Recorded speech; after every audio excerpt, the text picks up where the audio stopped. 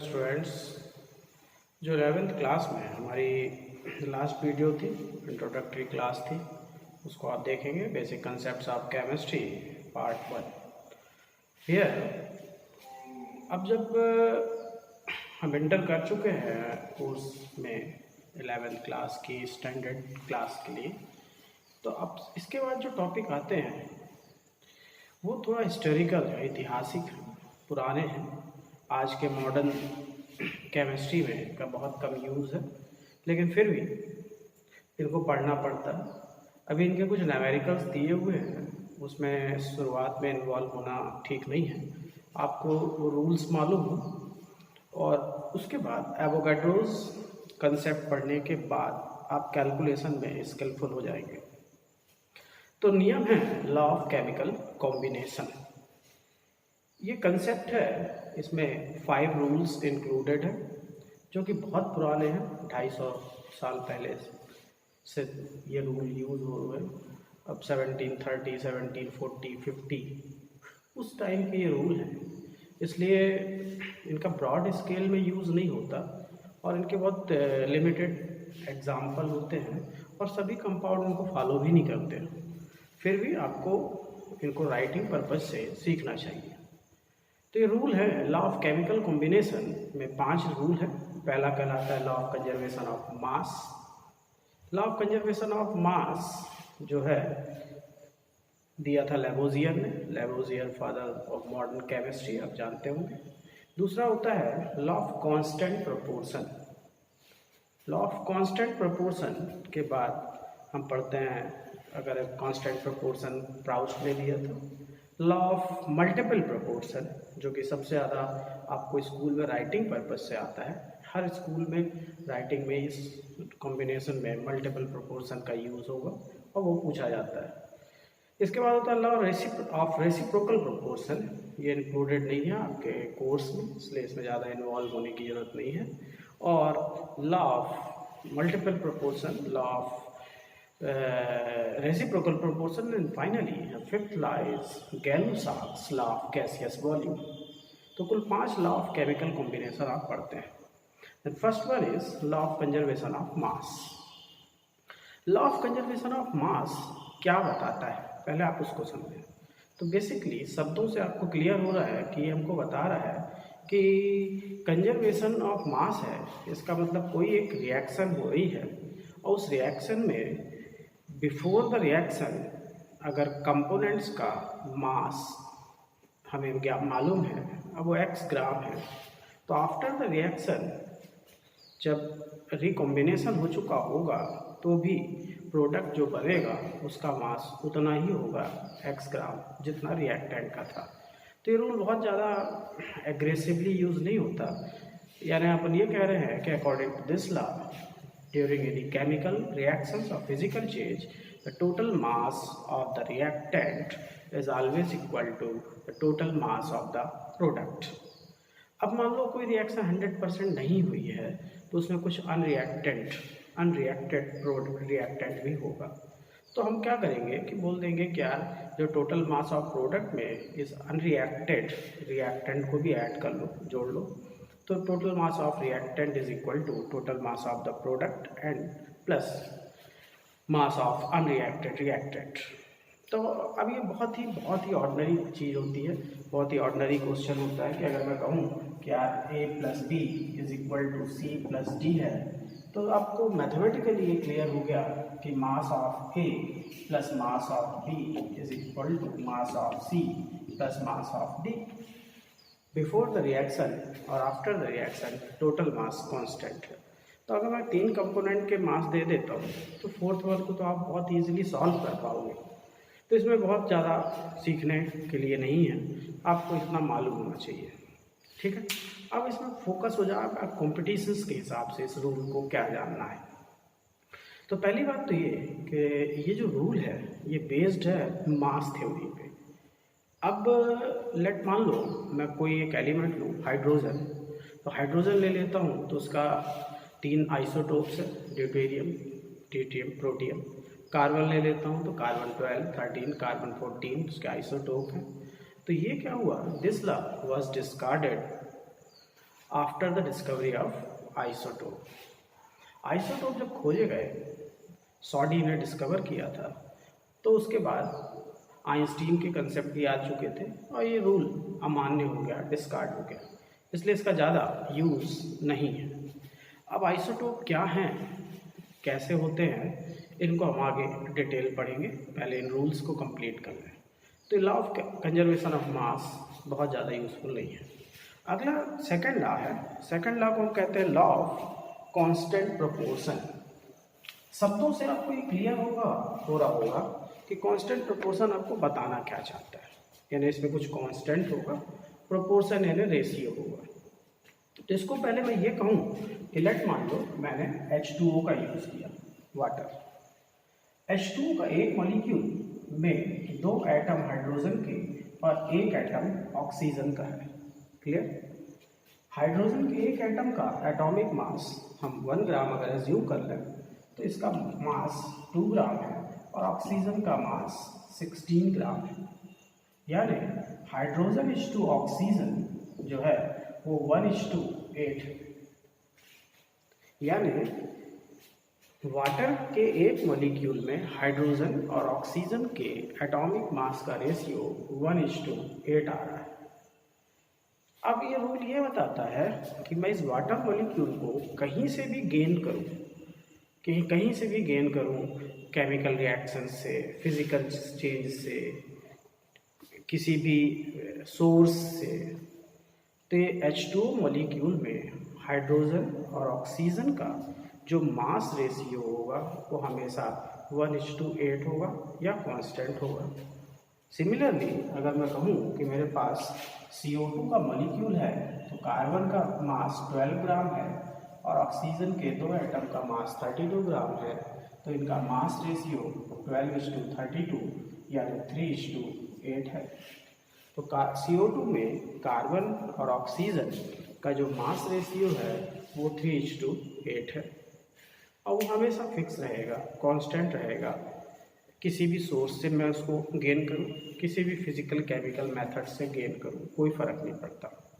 यानी law of constant proportion का dictation क्या होगा, तो आप बोलोगे according to this law the total mass ratio of the constituent atoms of the molecule always remain constant, and these not depend upon the fact that from which method or from which source these are brought about।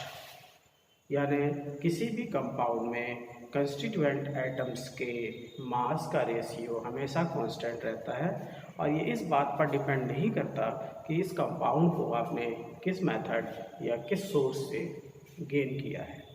Clear? तो ये rule अपन को इतना ही बताता है। अब इसमें बहुत ज़्यादा न्यूमेरिकल्स में अभी इन्वॉल्व नहीं होना है क्योंकि इनके न्यूमेरिकल्स यूजलेस और लेंथी हैं, बहुत ज़्यादा इनका यूज़ नहीं है, लेकिन शुरू में दिए हुए हैं तो अभी आप इनको सीखो बस।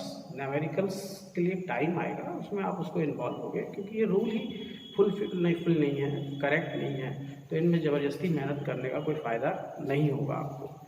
तो ये रूल आपको क्लियर हो गया। इसमें भी बहुत राइटिंग पर्पज से क्वेश्चन नहीं बनते। थर्ड लॉ जो है वो है law of multiple proportion. Law of multiple proportion वो डाल्टन ने दिया था और लॉ ऑफ मल्टीपल प्रोपोर्शन भी बहुत लिमिटेड यूज़ होता है इसका, बहुत सारे कंपाउंड इसके एग्जाम्पल नहीं हो पाते, इसलिए इसका भी बहुत खास यूज़ नहीं है। लेकिन ये हर स्कूल में लिखने को ज़रूर आता है, राइटिंग के लिए ज़रूर आता है, तो आपको इसको प्रॉपर लिखते बनना चाहिए, इसमें बढ़िया चार्ट वगैरह बना के उसको अरेंज करते करते बनना चाहिए।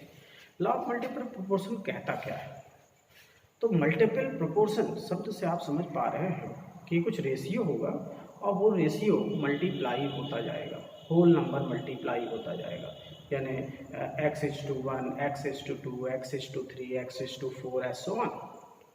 तो इसमें x क्या है, फिक्स है, लेकिन 1 2 3 4 जो रेशियो बढ़ रहा है वो वेरिएबल है। तो डाल्टन कहते हैं कि जब किसी एक एलिमेंट का फिक्स्ड मास किसी दूसरे एलिमेंट के वेरिएबल मास से रिएक्शन करके, किसी एक एलिमेंट का फिक्स्ड मास किसी दूसरे एलिमेंट के वेरिएबल मास से रिएक्शन करके 2 और मोर देन 2 कंपाउंड फॉर्म करता है, तो इसके जो वेरिएबल एलिमेंट हैं उसके मास का रेशियो, वेरिएबल जो एलिमेंट है उसके मास का रेशियो हमेशा होल नंबर मल्टीपल होता है। क्या? When constant mass of any element react with the variable mass of the other element, then other element to form 2 or more than 2 compounds, then the mass ratio of element is always in whole number ratio form. When constant mass of any element react with the variable mass of any other element, then to form 2 or more than 2 compound, then the mass ratio of variable element always bear a simple whole number ratio. Clear? अब इस rule को समझाने के लिए आपके पास बहुत ज़्यादा example भी नहीं है और आपको कोशिश भी नहीं करना है कि हम बहुत सारे एग्जाम्पल को लेके ही समझाएंगे। आपके पास एक सिंपल सा जो बुक में एग्जाम्पल दिया है नाइट्रोजन और ऑक्सीजन के कंपाउंड, उन्हीं को यूज़ करके बढ़िया प्रॉपर तरीके से समझा देना है। जैसे अगर मैं कहूँ कि नाइट्रोजन मैं ले रहा हूँ और नाइट्रोजन गैस का फिक्स्ड मास ऑक्सीजन गैस के वेरिएबल मास से रिएक्शन कर रहा है और बहुत सारे कंपाउंड बना रहा है, तो आगे सीखोगे आप नाइट्रोजन की बैलेंसीज, जो कोवैलेंसीज होती हैं वो 1 से 5 तक जाती हैं या इसको ऑक्सीडेशन स्टेट भी कहते हैं, तो उसके आधार पर बहुत सारे कंपाउंड बनते हैं। जैसे अगर मैं कहूँ कि नाइट्रोजन और ऑक्सीजन मिलके कंपाउंड बना रहे हैं और वो पहला कंपाउंड बना कौन? पहला कंपाउंड है नाइट्रस ऑक्साइड जिसका फार्मूला N2O है। क्लियर? दूसरा कंपाउंड बना नाइट्रिक ऑक्साइड जिसका फार्मूला NO है। Third one is dinitrogen trioxide जिसका फार्मूला N2O3 है। Fourth one is nitrogen dioxide जिसका फार्मूला NO2 है। क्लियर? और fifth one is dinitrogen penta oxide जिसका फार्मूला N2O5 है। हम ये मान के चलते हैं कि नाइट्रोजन ने ऑक्सीजन के साथ रिएक्शन करके इन कंपाउंड्स को बना दिया। अब इन कंपाउंड्स को जब बना दिया इसमें मास ऑफ नाइट्रोजन क्या है? तो बोलो कि नाइट्रोजन के एक एटम का मास 14 ग्राम होता है, तो 2 नाइट्रोजन के एटम है तो 28 ग्राम है, एक नाइट्रोजन का एटम है तो 14 है, 2 है तो 28 है, एक है तो 14 है, 2 है तो 28 है। क्लियर? यहीं पर मास ऑफ ऑक्सीजन क्या मिल रहा है? तो एक ऑक्सीजन के एटम का मास आप जानते हो 16 ग्राम होता है, तो ये ऑक्सीजन है 16 है, वो ये भी 1 है तो 16 है, ये 3 है तो 48 है, ये 2 है तो 32 है, ये 5 है तो ये 80। अब आप ध्यान से देखो कि मैंने क्या बोला कि एक एलिमेंट का कांस्टेंट मास लेना है मुझे और दूसरे एलिमेंट के वो अलग अलग मास से रिएक्शन करेगा। तो यहाँ मैंने एज्यूम किया है कि नाइट्रोजन का कांस्टेंट मास रिएक्शन कर रहा है, तो आप मैथमेटिकली ये देखो कि नाइट्रोजन का जो मास दिया है उसमें जो स्मॉलेस्ट वैल्यू क्या मिल रही है। तो यार नाइट्रोजन के मास का स्मॉलेस्ट वैल्यू 14 ग्राम है, तो मैं क्या करूँगा कि नाइट्रोजन के हर केस को 14 ग्राम कांस्टेंट करूँगा। तो अगर मैं 14 ग्राम इसको कांस्टेंट कर देता हूँ तो ये कहूँगा कि अगर ये 14 ग्राम है तो स्वाभाविक बात है इसको 14 ग्राम करने के लिए मुझे 1/2 करना पड़ा है, तो सेम उसी रेशियो में ये भी 1/2 होगा तो ये 8 हो जाएगा। क्लियर? समझे आप? क्या 14 ग्राम स्मॉलेस्ट वैल्यू है, तो नाइट्रोजन के पूरे जितने भी कंपाउंड में उसके रेशियो आ रहे हैं, मास आ रहा है, उन सब मास को मैं 14 करूँगा। अब कोई चीज़ अगर 140 है और उसको मैं 14 करना चाहता हूँ तो अंडरस्टूड है उसको मैं 1/10 करूँगा। तो जब एक कम एलिमेंट 1/10 होगा तो दूसरा भी उसी रेशियो में घट जाएगा। क्लियर? तो यहाँ पर मैंने नाइट्रोजन को 28 की जगह 14 एज्यूम कर लिया है, तो स्वाभाविक बात है ऑक्सीजन की 16 की जगह 8 हो गया। क्लियर? अब ये 14 ऑलरेडी है, ये 16 है, लेकिन ये फिर गड़बड़ हो गया, ये तो 28 है। तो 28 है तो इसको मैं फिर से काट के 14 रेशियो में ले लेता हूँ, मिनिमम मास। तो स्वाभाविक बात इसको 1/2 किया है, तो इसको भी मेरे को 1/2 करना पड़ेगा, तो 24 हो जाएगा। ये 14 है ऑलरेडी, तो इसको मैं कुछ नहीं करूँगा, ये फिर गड़बड़ हो गया। 28 है, तो 28 है, इसको मैं फिर काट के 14 कर दूँगा, हाफ कर दूँगा। जब इसको 14 में चेंज किया तो उसी रेशियो में इसको भी हाफ कर दूँगा। अब आप देखो कि इन कंडीशन में जो नाइट्रोजन का मास है वो 14:14:14:14:14 है सभी केसेस में।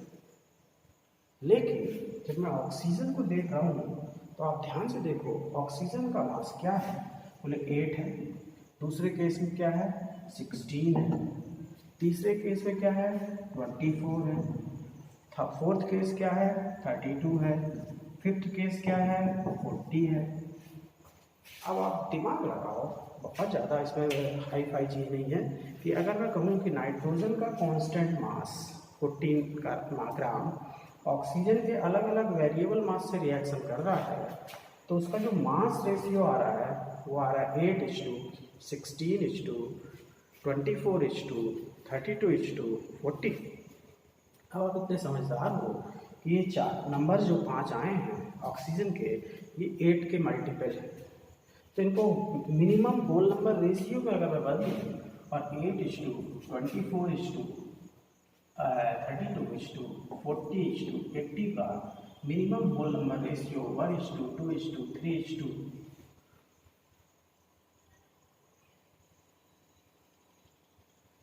सॉरी यहाँ पे 8 के बाद 16 है, 8:16:24:32:40 है, तो 1:2:3:4:5। क्लियर? तो हमको इससे क्लियर हो रहा है कि डाल्टन क्या बता रहे हैं।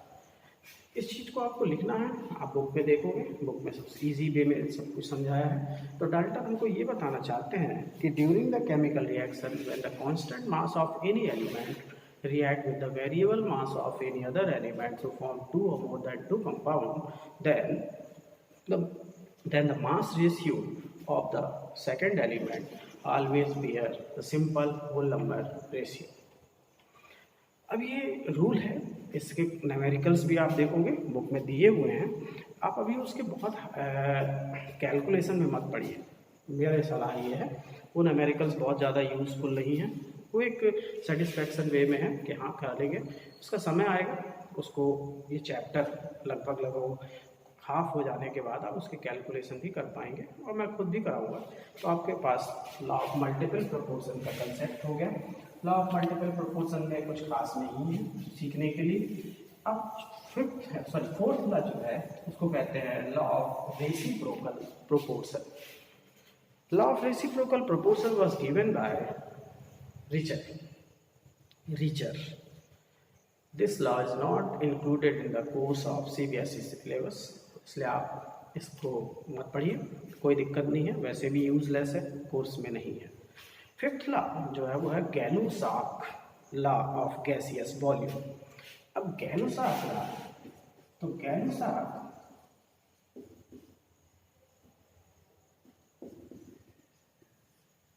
लॉ ऑफ गैसियस वॉल्यूम, गैलू-साख क्या बताते हैं, ये रूल थोड़ा ऑथेंटिक है।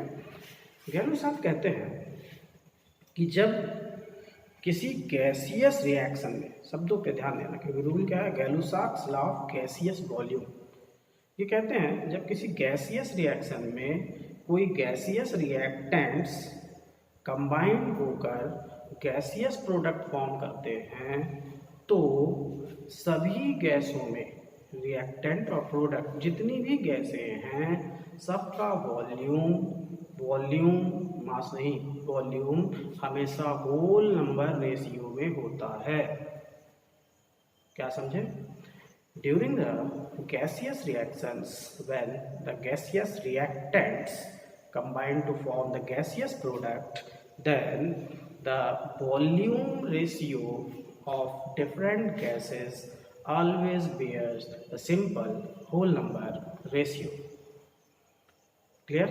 तो जब कोई गैसियस रिएक्शन हो रही हो और उसमें गैसियस रिएक्टेंट हो और वो गैसियस प्रोडक्ट में बदल रहे हो, तब ऐसे केस में हमेशा जो वॉल्यूम रेशियो आता है वो होल नंबर रेशियो में होता है।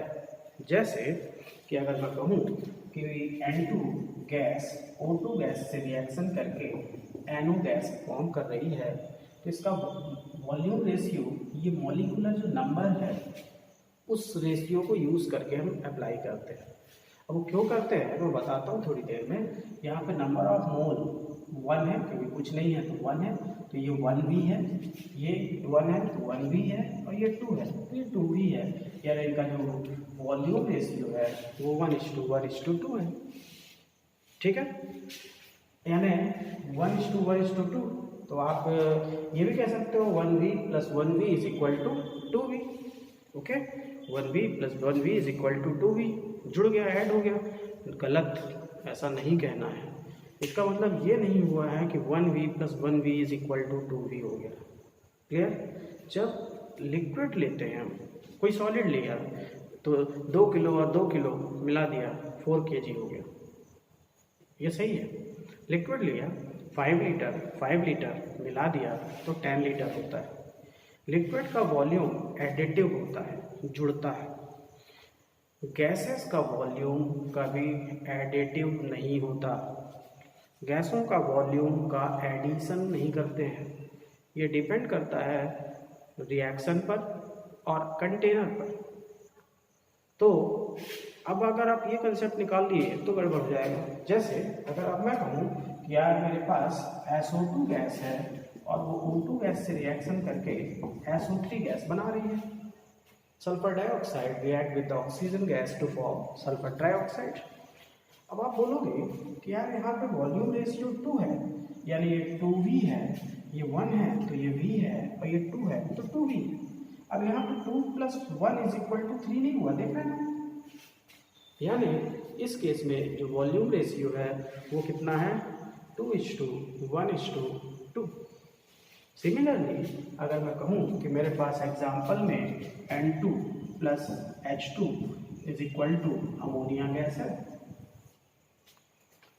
नॉर्मल आदमी से बोला जाए कि ये 1 मोल है तो V, ये 3 मोल है तो 3V, तो टोटल वॉल्यूम कितना आएगा? तो जो पढ़ा नहीं है बोले 1 + 3 = 4, लेकिन जो पढ़ा लिखा है तो आप बोलोगे नहीं, ये वॉल्यूम रेशियो जो होता है एडिटिव नहीं होता। गैसों का वॉल्यूम रेशियो रिएक्शन की बैलेंसिंग कंडीशन और कंटेनर के वॉल्यूम पे डिपेंड करता है।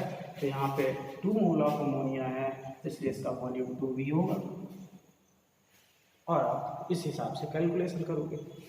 बहुत सरल है, समझे?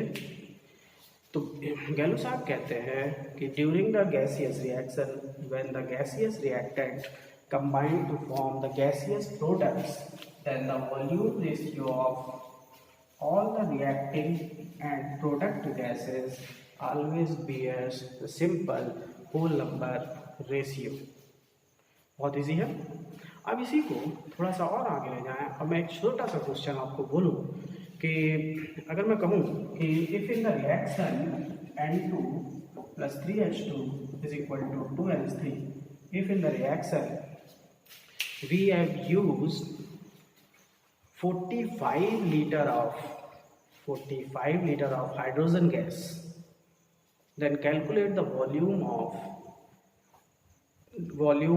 other gases used in the reaction or present in the reaction।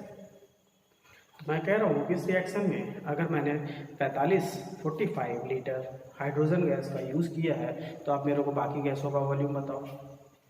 तो आप बोलोगे यार अब इसमें मेरे को गैलो साहब लगा रहा है और वो क्लियर है कि वो जो रेशियो है वो V:3V:2V होगा। क्वेश्चन में दे रखा है हमको गिवन डेटा हाइड्रोजन का।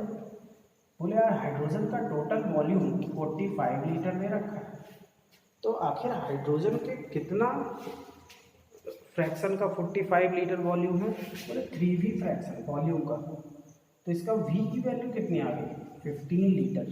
यानी ये तो तय है कि इस रिएक्शन में हाइड्रोजन गैस 45 लीटर है, लेकिन उसका जो लीस्ट रेशियो है वो 15 लीटर है। तो इससे मेरे को ये मालूम हो गया कि अगर ये v है तो ये 15 लीटर होगा, और अगर ये 2v है तो ये 30 लीटर होगा। यानी इस रिएक्शन में अगर मैं 45 लीटर हाइड्रोजन गैस को यूज़ करता हूँ तो इसका मतलब है कि मैंने 15 लीटर ऑफ नाइट्रोजन गैस का यूज़ किया है, और 15 litre of nitrogen gas combine with the 45 litre of hydrogen gas to form 30 litre of ammonia gas. Clear? अब आप जो पढ़ रही हो उनको ये इजी लगता है। जैसे एक कंफ्यूजिंग चीज़ें होती हैं कि अगर अपन जो नहीं पढ़ा है उसको बोला जाए 50 लीटर और 45 लीटर को मिला दिया है, बताओ कितना बन गया, तो नॉर्मल आदमी लगा इतना इजी है 15, 45, 60 लीटर। लेकिन जो पढ़ा है वो वॉल्यूम रेशियो के अकॉर्डिंग चलता है। क्लियर? आपको याद रहेगा? बिल्कुल। अब यहाँ पे मैंने एक शब्द बोला था कि जो मोलर रेशियो बैलेंस्ड इक्वेशन का है वो वॉल्यूम का रेशियो मान लेते हैं।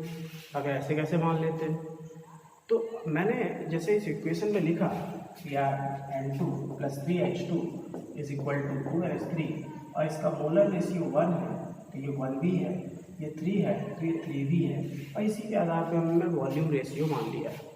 इसको पढ़ने के लिए आगे kinetic theory of gases chapter आएगा, उसमें डिटेल आएगा, लेकिन आप इसको ऐसे भी कह सकते हो क्या, एक इक्वेशन होता है PV = nRT, ये आइडियल गैस इक्वेशन कहलाता है। PV = nRT, जो आप आगे पढ़ोगे। फिर भी आप इसको थोड़ा सा समझो कि आखिर मैंने नंबर ऑफ मोल के रेशियो को वॉल्यूम रेशियो कैसे कंसीडर कर लिया, कौन सा तरीके से। तो ये तरीका मेरे पास, इस इक्वेशन में यहाँ P फॉर प्रेशर है, जो कि जनरली ATM यूनिट में हम पढ़ते हैं, एटमॉस्फेरिक प्रेशर यूनिट में पढ़ते हैं। अभी बहुत ज़्यादा टेंशन नहीं लेना है, आगे इनके बारे में बहुत अच्छे से सीखेंगे। Capital V is the volume of the gas, जो कि लीटर में है, या कंडीशनली जिस हिसाब से क्वेश्चन दिया जाएगा। यहाँ पर N नंबर ऑफ मोल्स है, जिस भी गैस के लिए पढ़ाई कर रहे हैं। यहाँ पे कैपिटल T केल्विन टेम्परेचर है, और केल्विन टेम्परेचर जो होता है शायद आपने 9-10 में पढ़ा है, डिग्री सेल्सियस + 273 का समेशन करते हैं तो हमको केल्विन में वैल्यू मिलती है। कैपिटल T केमिस्ट्री में केल्विन में होता है, और स्मॉल d हमेशा डिग्री सेल्सियस में लेके चलते हैं, जनरली ऐसा होता है। बीच में R दिया है, R कहलाता है universal gas constant. Universal gas constant की बहुत सारी वैल्यूज़ होती हैं, और उन वैल्यूज़ के अकॉर्डिंग यहाँ पे डिपेंड करता है कि क्वेश्चन किस हिसाब से है तो R की क्या वैल्यू रखें। फिर भी SI यूनिट में R की वैल्यू आप जानते हो 8.314 जूल पर मोल पर केल्विन लेते हैं। अगर यही चीज़ किलो जूल में हो तो 8.314 × 10⁻³ किलो जूल पर मोल पर केल्विन लेके चलते हैं। और भी बहुत सारी इसकी लगभग 8 या 10 अलग अलग वैल्यूज़ होती हैं जो हम यूज़ करते हैं।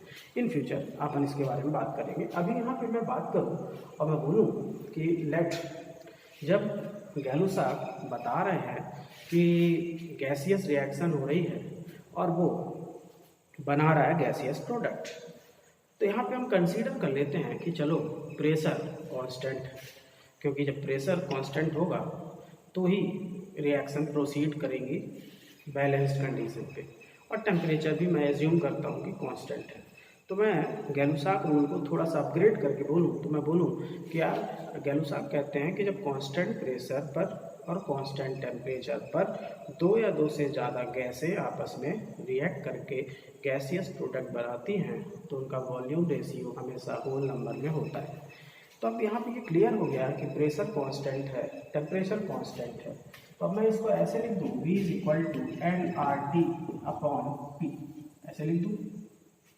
अब आप बोलोगे R universal gas constant, T constant given conditions के हिसाब से, P कांस्टेंट इस रूल के अकॉर्डिंग गिवन कंडीशन के हिसाब से। यानी मैं इसको ऐसे लिख दूँ N × कांस्टेंट मान लेता हूँ RT इंटू पी है। तो अगर मैं कांस्टेंट को हटाना चाहता हूँ तो आपको सबको मैथमेटिकली ये क्लियर होगा, या फिर मैं प्रोपोर्शनलिटी साइन का यूज़ कर लूँगा। इससे क्लियर हो रहा है कि volume proportional to n number of mole, यानी जब किसी बैलेंस्ड इक्वेशन में हम नंबर ऑफ मोल गेन कर लेते हैं, उस नंबर ऑफ मोल को प्रोपोर्शनलिटी मान के चलते हैं कि वो वॉल्यूम का होगा, यानी जो नंबर ऑफ मोल का रेशियो आता है गैसियस रिएक्शन में, उसको हम एज्यूम करके चलते हैं कि ये वॉल्यूम का रेशियो होगा, और यही हमको गैलोसाग बताना चाहते हैं। तो ये हैं लॉ ऑफ केमिकल कॉम्बिनेशन।